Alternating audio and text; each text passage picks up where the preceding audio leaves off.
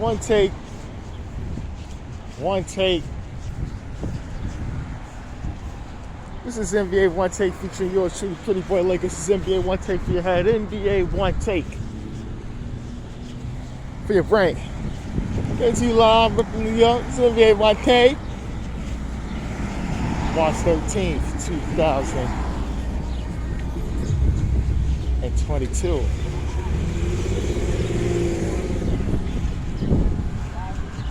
The play-in. 7s and 8s. Going at it. As a hometown team, the Brooklyn Nets hosting the Cleveland Cavaliers in a 7 versus 8 matchup. The winner goes up against the Boston Celtics, and the loser will have to play. And it was just about KD and Kyrie on another level. Because that combination, and as good as Darius Garland was, he was good too. Darius Garland was playing well, still playing on my man Jared Allen. That really hurt them too. But KD and Kyrie were special, and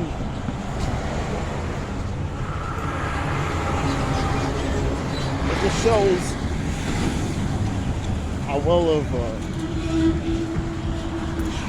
team, well, pairing they are. And even, Drummond, Andre Drummond, looking like old Drummond, was in there playing well, and Nick Claxton also contributed too. KD and Kyrie was just spectacular. And the Cavs will not have to wait to play the winner of the Hawks and Hornets. But the Nets was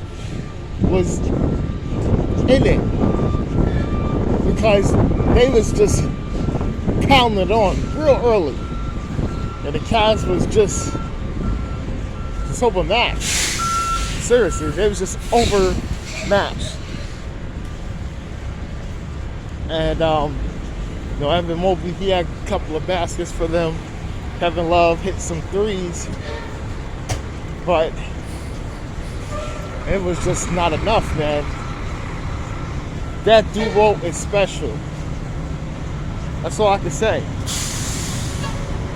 And now the Boston Celtics, and this sucks because two of the most dangerous teams the other contenders don't want to face has to face each other the first round, which I think they wouldn't care, but from a coaching to know who he has to go up against, they rather that happen. The other coaches be like, oh, the players are like, oh, he's scared. Players ain't scared, but coaches, they think. So that happening is good for them. Now, let's get to the second game is LA Clippers versus Minnesota Timberwolves. I'm going to tell you this. Karl Anthony Towns was looking bad out there. He was looking like that Karl Anthony Towns, that Jimmy Butler in 2018 when they went up against the Rockets in Minnesota. The last time they was in the playoffs. And that was the first time they was in the playoffs in 14 years, back in 2018. He was giving me those vibes. In foul trouble, unable to do anything.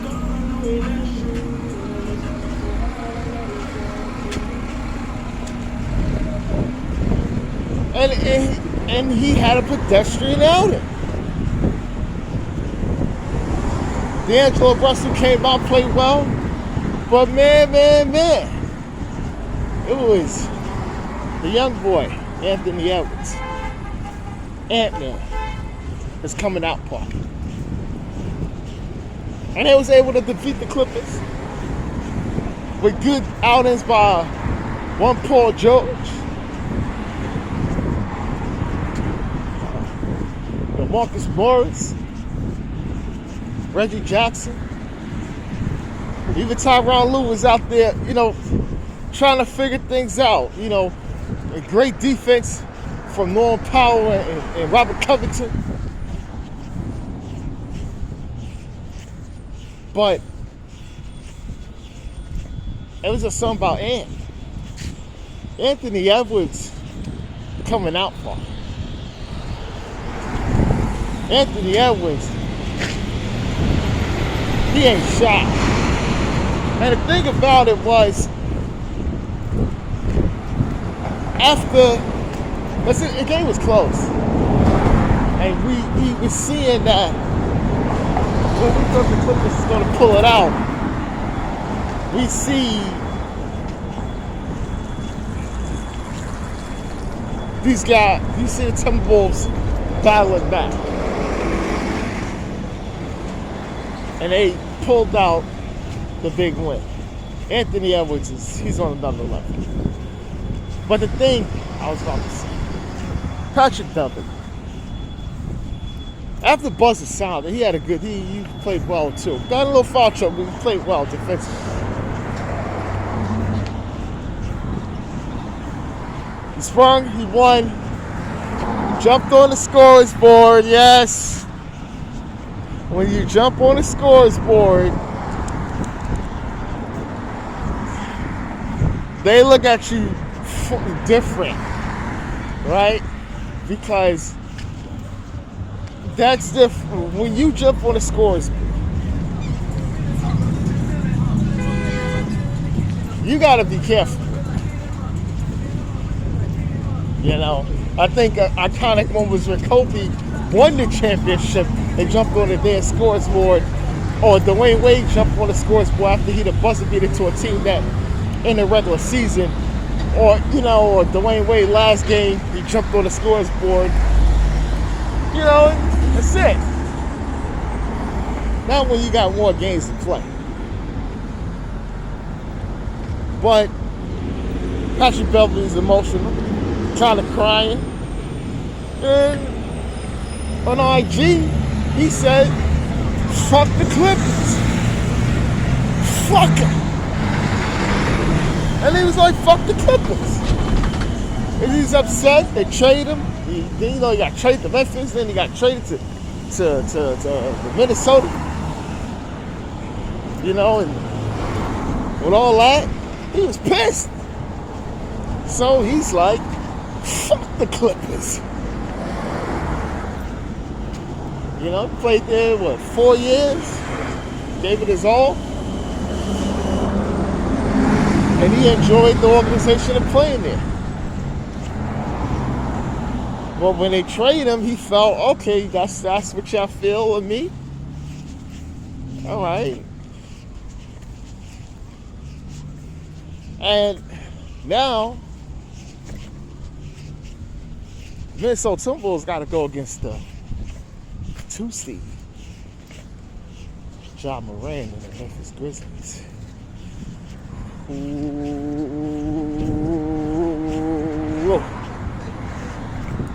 That's gonna be stiff. That's gonna be something. Paid to see. Because that's gonna be a matchup. That's going to be a matchup. But for the Clippers, they're going to go up against the winner of the San Antonio Spurs and New Orleans Pelicans.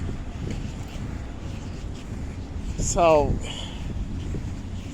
they're just waiting for that matchup. But Clippers, they play good, man. They play good. I mean, they say Kawhi playing 3-on-3s, obviously, until he plays 5-on-5s. And he's doing light work or whatever, and he's saying he ain't feeling pain, that's when we don't hear that. That's not going to be the season, ladies and gentlemen, unless the Clippers make it to the finals. Be totally honest. And I don't even think he'll either disrupt the thing like that. Unless he's looking good in practice and he's killing these guys and say, yo, bro, we need you.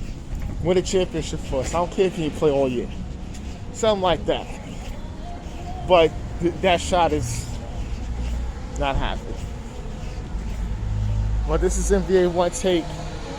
It's Pretty Boy Laker, and I'm out.